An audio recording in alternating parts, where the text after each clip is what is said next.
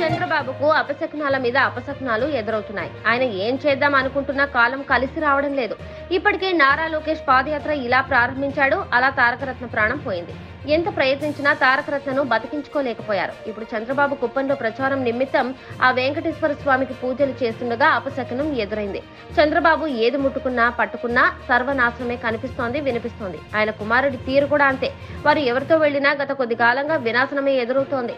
జగన్ను ఓడించాలన్న కసి పట్టుదలతో దేవతలకు పూజలు చేసినా కూడా చంద్రబాబుకు ఆశించిన ఫలితం దక్కడం లేదు. తాజాగా కుప్పంలో తన ప్రచార పర్వాన్ని ప్రారంభించేందుకు చంద్రబాబు రెడీ అయ్యారు. జైలు నుంచి విడుదలయ్యాక ముహూర్తం చూసుకుని కుప్పం నుంచి ప్రచారానికి బాబు గారు సిద్ధమయ్యారు. ఈ మేరకు శ్రీ వెంకటేశ్వర స్వామి చిత్రపటం వద్ద పూజారులతో కలిసి పూజలు చేయడానికి సిద్ధమయ్యారు. అగర్బత్తీలు ముట్టించారు. అనంతరం కర్పూరంతో హారతిని పూజారులు బాబుకి ఇవ్వగా ఆ దీపం కింద పడిపోయింది, ఆరిపోయింది. దీంతో ఇదో అపశకునంగా పూజారులు కంగారు పడ్డారు.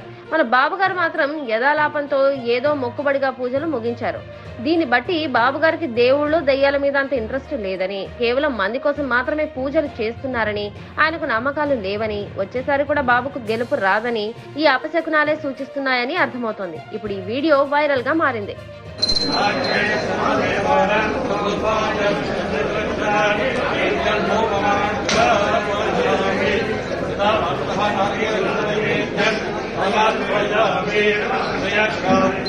కళ్యాణ